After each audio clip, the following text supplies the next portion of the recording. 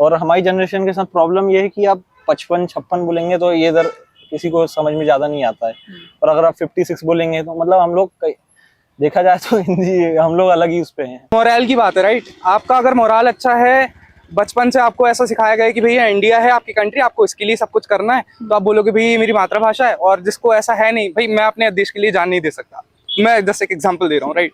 आप आर्मी वाले से पूछोगे वो दे सकता है, तो उसके लिए है वो मातृभाषा, मेरे लिए नहीं है, बस ऐसा है। अच्छा, मात्र एक भाषा बिल्कुल रह गई है, और उसका रीजन पूरा स्कूल है, क्योंकि शुरू से वही चीज मैंने आपको पहले ही बताया कि बचपन से यही चीज डाली गई है कि यू वोंट बिलीव कि कोलंबिया में ना what other people do, they say me सुप्रभात, they say me नमस्ते। I was like, हम भी गुड मॉर्निंग बोलते हैं, कहते हैं अच्छा आप अपनी लैंग्वेज में नहीं बोलते? मैंने कहा नहीं, बिकॉज हमारे यहाँ कॉर्पोरेट कल्चर ही ऐसा बन गया है कि हम इंग्लिश को ही इतना ज्यादा प्रेफर करते हैं। ये माइंडसेट, साइकोलॉजी, पीपल अपने साइकोलॉजी को चेंज करता जाता है, और उस साइकोलॉजी को चेंज करते करते वो इस लेवल पे पहुंच चुका है कि अगर मैं इंग्लिश में कम्युनिकेट कर रहा हूँ तो मैं एक अच्छा एजुकेटेड पर्सन हूँ। क्यों? क्योंकि स्कूल मैटर करेगा और भी कई सारी चीजें मैटर करेंगे। सो ये साइकोलॉजी का ही पूरा है पार्ट, और इस पे वर्क करना चाहिए हमें, ताकि हम हिंदी को भी प्राथमिकता दे सकें। ऐसा इसलिए नहीं लगता, आप इंग्लिश को कितना भी सीख लो, आप अगर बाहर जाओगे तो इंग्लिश में काम करोगे। अगर आप भारत में ही रहोगे, भारत में स्पेशली भारत बोल रहा हूँ, अगर आप भारत में ही रहोगे तो आप कहीं शहर से अगर आप छोटे सिटीज या गाँव में जाओगे तो आपको हिंदी में ही बात करना पड़ेगा। आप कितनी भी अच्छी इंग्लिश बोल लेते हो वो नहीं समझेंगे।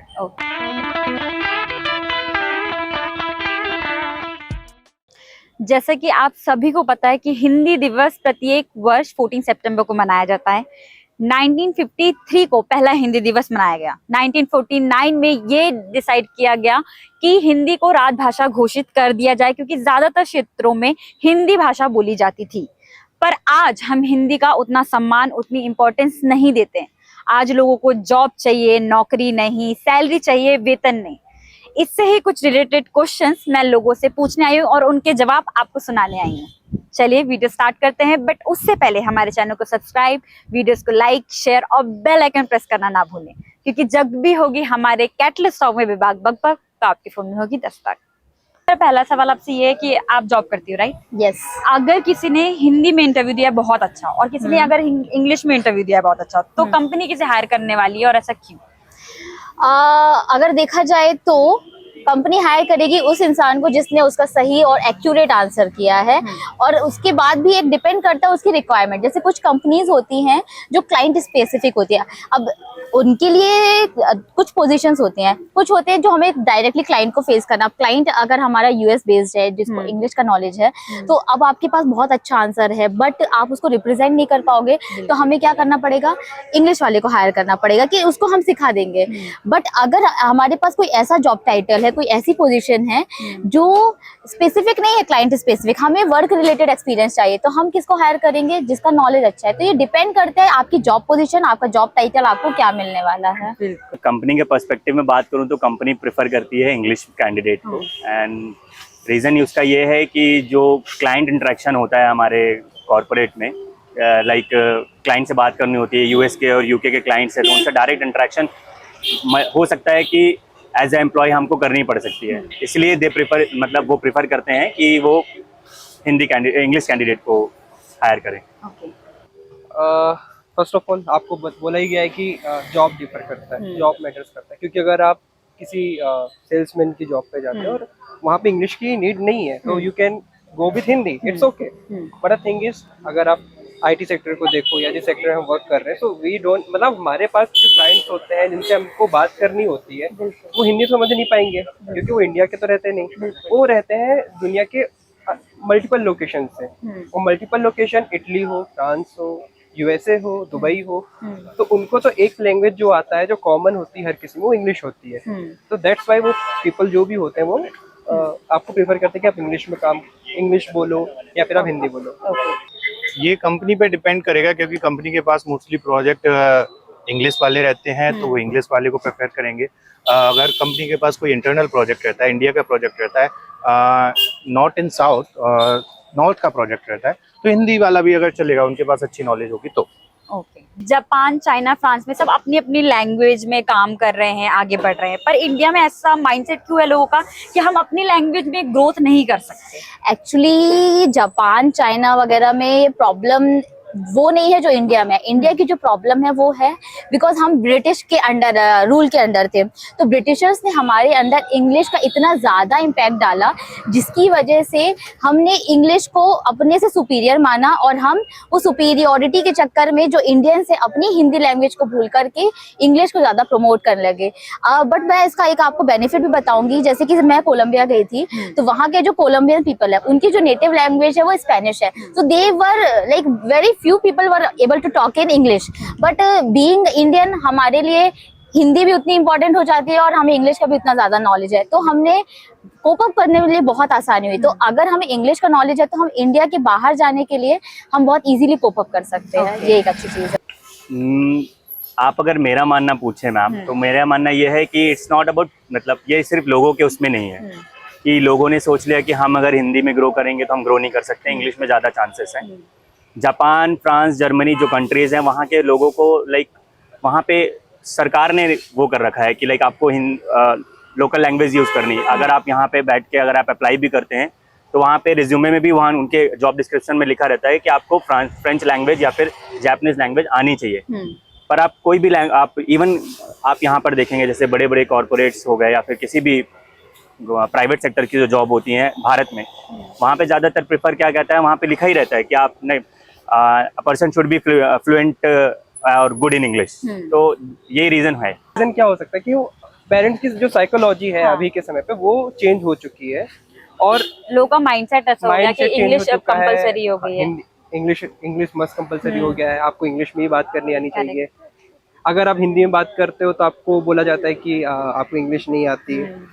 तो ये एक माइंडसेट है पीपल को जिससे हमें बाहर निकलना चाहिए और बल्कि हमें बच्चों को इंग्लिश सिखाने की जगह इंग्लिश सिखाओ, बिल्कुल सिखाओ, क्योंकि आपको एट द एंड कुछ गोल भी रहेंगे लाइफ में और कुछ वर्क परफॉर्म करना पड़ेगा जिसमें आपको इंग्लिश आना जरूरी रहेगा।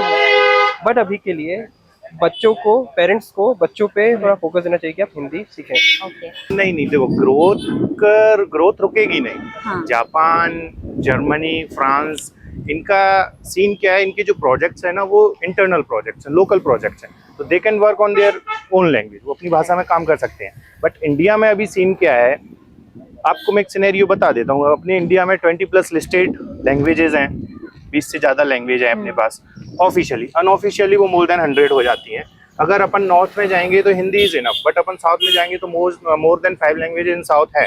तमिल, तेलुगु, कन्नड़, मलयालम, बहुत सारी लैंग्वेजेस हैं। तो एक कॉमन लैंग्वेज अपने पास पहली बात तो नहीं है। हिंदी है, नॉर्थ में है, साउथ में जाके वो चेंज हो जाती है। तो कॉमन लैंग्वेज इवन अपने कॉन्स्टिट्यूशन में भी हिंदी प्लस इंग्लिश प्रेफर किया जाता है, तो वो यहाँ पे एक पॉइंट ऑफ व्यू भी अपन रख सकते हैं। ओके, तो आपको ऐसा लगता है कि नॉलेज होना जरूरी है चाहे वो किसी भी भाषा में हो? नॉलेज होना जरूरी है। Language is language. अपन वो इसलिए नहीं कर सकते क्योंकि यार इधर पे हर कदम पे लैंग्वेज बदलाई जाती है। आप अगर थोड़ी दूर चलेंगे तो वो कोई और बोलेंगे और थोड़ी दूर और चलेंगे वो कोई और बोलेंगे। अच्छा, हाँ। तो ये माइंडसेट है। तो हाँ, इसलिए जापान में सब एक ही जैसी बोलते हैं ना, इसलिए उधर पे। ओके मैम, ऐसा होता है कि अगर हमें किसी को वेल एजुकेटेड दिखाना हो या इम्प्रेशन जमाना हो तो वी टॉक इन इंग्लिश, ऐसा क्यों? ये देखिए, ये ना बेसिकली एक नजर है, एक नजरिया है, हम कह सकते हैं कि क्योंकि जैसे मैंने आपको बताया कि अगर सामने वाला बंदा हमसे इंग्लिश में बातें कर रहा है तो हम सोचते हैं कि वाओ वो तो नॉलेजेबल है, ये पढ़ा लिखा है, इंटेलिजेंट है। लेकिन अब वही बंदा हिंदी में बातें कर रहा होता है ना, तो हम क्या सोचते हैं कि अरे ये बंदा को इंग्लिश नहीं आती, लगता है ये इतना ज्यादा क्लासी नहीं है। तो ये हमारे अंदर का माइंड सेट है और कुछ भी नहीं है, जस्ट एक ये इंडियन माइंड सेट है। आपको क्या लगता है नॉलेज होना जरूरी है चाहे वो किसी भी भाषा में? यस, नॉलेज होना चाहिए, वो बहुत ज्यादा जरूरी है। बट थोड़ा लेकिन इंग्लिश आज हमने इंडियन की जो थॉट है ना उस थॉट के साथ मैच करने के लिए इंग्लिश जरूरी उस बेसिस में है। ये तब तक हम नहीं बदल पाएंगे ना जब तक सबकी थॉट्स प्रोसेस नहीं बदलेगी, या मतलब या तो इंग्लिश को हमारे पास ऐसा होना चाहिए, रिक्वायरमेंट बेसिस पे चलना चाहिए कि जैसे हमारी रिक्वायरमेंट है इंग्लिश बोलना तो हम इंग्लिश जानते हैं, वहां पे बात करें। बट हमारी जैसे यू वोंट बिलीव कि कोलंबिया में ना what other people do, they say me Suprabhat, they say me Namaste. I was like, हम भी गुड मॉर्निंग बोलते हैं, कहते हैं अच्छा आप अपनी लैंग्वेज में नहीं बोलते? मैंने कहा नहीं, बिकॉज हमारे यहाँ कॉर्पोरेट कल्चर ही ऐसा बन गया है कि हम इंग्लिश को ही इतना ज्यादा प्रेफर करते हैं। सो वो हमारा माइंडसेट है, जब तक हमारा माइंडसेट चेंज नहीं होगा तब तक आपको इंग्लिश की जरूरत पड़ेगी। पेरेंट्स की भी ऐसे मेंटालिटी हो गई कि हमारा हाँ। बेटा हिंदी मीडियम में नहीं इंग्लिश मीडियम में पढ़ना चाहिए। ऑफ कोर्स पेरेंट्स मदर्स क्या good morning baby, good morning child ऐसे करके बात करते हैं, बिकॉज हमें आपको पता ऐसे है सुप्रभात ये सब बोलता है तो हमें थोड़ा अजीब लगता थोड़ा है। अजीब गुड लगता है। मॉर्निंग सुनने में हमें ऐसा कॉमन लगता है। कोई आज अगर मैं ऑफिस जाऊं और सबसे बोलूं नमस्ते तो दे लाइक ये क्या हो गया इसको। बट एक चीज अच्छी है, हमारी कंपनी में इतना ज्यादा इंग्लिश को बहुत ज्यादा वो फोर्स नहीं किया जाता है, आपको नॉलेज बेसिस पे जज किया जाता है। So that is the good thing in our company. ये माइंडसेट, साइकोलॉजी, पीपल अपने साइकोलॉजी को चेंज करता जाता है और उस साइकोलॉजी को चेंज करते करते वो इस लेवल पे पहुंच चुका है कि अगर मैं इंग्लिश में कम्युनिकेट कर रहा हूँ तो मैं एक अच्छा एजुकेटेड पर्सन हूँ। क्यों? क्योंकि स्कूल मैटर करेगा और भी कई सारी चीजें मैटर करेंगे। सो ये साइकोलॉजी का ही पूरा है पार्ट और इस पे वर्क करना चाहिए हमें, ताकि हम हिंदी को भी प्राथमिकता दे सकें। तो लोगों के दिमाग में ये भर चुका है कि अगर आप इंग्लिश बोल रहे हैं तो आप एक अच्छा बैकग्राउंड और एक अच्छे स्कूल से बिलोंग करते हैं। लेकिन अगर आप हिंदी बोल रहे हैं, एक इवन आप जैसे बनारस जाएंगे या मथुरा जाएंगे तो वहाँ पे आपको शुद्ध हिंदी का बोली मिलती है, पर वहाँ के लोग आप खुद वहाँ पे जाओगे तो आपको लगेगा कि यार ये हिंदी में क्यों बात कर रहा है मुझसे, ये इंग्लिश में क्यों नहीं बात कर रहा है समथिंग। तो ये हमारे दिमाग में बचपन से डाला गया है ना, कि एजुकेशन सिस्टम ने डाल दिया है कि भाई आप इंग्लिश में ही बात करो। ऐसा बिल्कुल भी नहीं है। अगर आप मुझे बोलेंगे कि मेरी क्या प्रेफरेंस है, मैं तो हिंदी ही बोलूंगा, क्योंकि जस्ट बिकॉज मैं बचपन से वही बोलता आया हूँ, राइट। और अगर मुझे इंग्लिश में भी करना हो तो मैं कर सकता हूँ, बट मैं हिंदी इसलिए प्रेफर करूंगा क्योंकि सामने वाला और अच्छे से समझ पाएगा मुझे कि भैया ये हिंदी इंडिया में रह के हिंदी में बात कर रहा है, और ठीक है जो उसको कहना वो ऑलरेडी कह सकता है उस तरीके तो से। आपको ऐसा लगता है कि नॉलेज होना जरूरी है चाहे वो किसी भाषा में हो? हाँ, यू कैन सी दैट। और पर्सपेक्टिव भी मैटर करता है। नहीं, अगर आपको आपके क्लाइंट पे इम्प्रेशन जमाना है तो क्लाइंट की लैंग्वेज प्रेफर करोगे आप। अगर क्लाइंट आपका जापानीज है तो अगर आप उससे जापानीज में बात करोगे तो वो खुश हो जाएगा आपसे। इवन वो यूएस का है तो इंग्लिश में बात कर सकते हो, फ्रेंच का है तो फ्रेंच में कर सकते हो। Depend on the client requirement ना, वो ही आ जाता है फिर वहाँ। ये मेरे ख्याल से सिर्फ एक माइंडसेट है जो ब्रिटिशर्स बना के गए, और उसके अलावा कुछ नहीं है। अच्छा, आपको नहीं लगता कि नॉलेज होना कंपलसरी है? हाँ। ये चाहे वो किसी भी भाषा में हो, ऐसी बात है ना? हाँ। ठीक है। आईटी वाले बच्चे जिनको इंग्लिश भी ढंग से नहीं आती वो नासा में जाके बोल रहे हैं। करेक्ट। मैम लास्ट क्वेश्चन, आपको क्या लगता है कि हिंदी हमारी मातृभाषा नहीं सिर्फ मात्र एक भाषा रह गई है अब? अनफॉर्चुनेटली यस, लाइक मुझे ऐसा लगता है कि क्योंकि जो हमारे यूथ है, खासकर यूथ, और जो यूथ अपने चिल्ड्रंस को, या यूथ से भी जो कहना चाहिए, जो 40+ एजिंग वाले पीपल हैं, उन्होंने ये सोच के रख लिया है कि अगर आपको इंग्लिश आती है that means you are superior, और अगर आपको इंग्लिश नहीं आती है तो you are not. So unfortunately yes, मात्र एक भाषा बिल्कुल रह गई है और उसका रीजन पूरा स्कूल है। क्योंकि शुरू से वही चीज़ मैंने आपको पहले ही बताया कि बचपन से यही चीज़ डाली गई है कि इंग्लिश में अगर आप बात करोगे तो आप बिल्कुल वेल एजुकेटेड हो, अदरवाइज आप नहीं हो। ये 50-50 है, मेरा दोनों साइड ही रहेगा। मैं अग्री भी करूंगा, डिसअग्री भी करूंगा, क्योंकि मातृभाषा, क्योंकि मोरल की बात है, राइट। आपका अगर मोरल अच्छा है, बचपन से आपको ऐसा सिखाया गया है कि भैया इंडिया है आपकी कंट्री, आपको इसके लिए सब कुछ करना है, तो आप बोलोगे भाई ये मेरी मातृभाषा है। और जिसको ऐसा है नहीं, भाई मैं अपने देश के लिए जान नहीं दे सकता, मैं जस्ट एक एग्जांपल दे रहा हूँ, राइट। आप आर्मी वाले से पूछोगे वो दे सकता है, तो उसके लिए है वो मातृभाषा, मेरे लिए नहीं है, बस ऐसा है। अच्छा, हाँ लगता है मुझे ऐसा। क्यों ऐसा लगता है?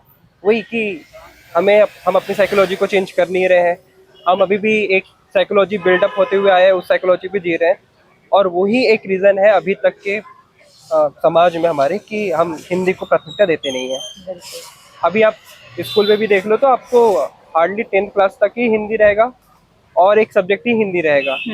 आप बच्चे से पूछ लो कि आप हिंदी में कुछ निबंध लिख दो अभी के किसी भी कॉलेज गोइंग बच्चे से, तो हिंदी में निबंध नहीं लिख सकता।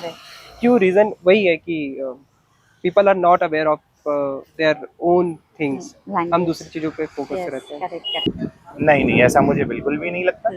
ऐसा नहीं है। ऐसा नहीं है? नहीं। क्यों नहीं लगता आपको? ऐसा इसलिए नहीं लगता, आप इंग्लिश को कितना भी सीख लो, आप अगर बाहर जाओगे तो इंग्लिश में काम करोगे। अगर आप भारत में ही रहोगे, भारत में स्पेशली भारत बोल रहा हूँ, अगर आप भारत में ही रहोगे तो आप कहीं शहर से अगर आप छोटे सिटीज या गांव में जाओगे तो आपको हिंदी में ही बात करना पड़ेगा। आप कितनी भी अच्छी इंग्लिश बोल लेते हो वो नहीं समझेंगे।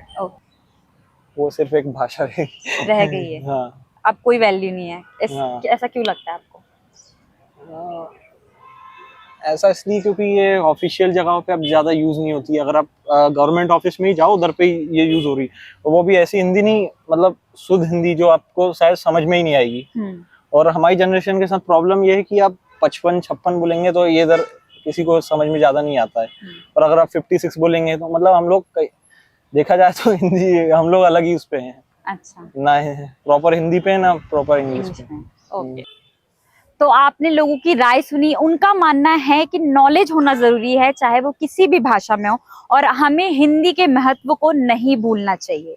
और उनका ये भी मानना था कि हिंदी अब हमारी मातृभाषा नहीं, केवल एक मातृभाषा ही रह गई है। तो आपका क्या माइंडसेट है, आपकी क्या राय है, प्लीज हमें कमेंट सेक्शन में टेक्स्ट करके जरूर बताएं। और अगर हमारी ये वीडियो आपको पसंद आई हो तो इसे लाइक शेयर करना ना भूलें, बेल आइकन पे प्रेस करना ना भूलें, क्योंकि जब भी होगी हमारे कैटलिस्ट टॉक में बेबाक बकबक तो आपके फोन में होगी दस्तक। Thank you.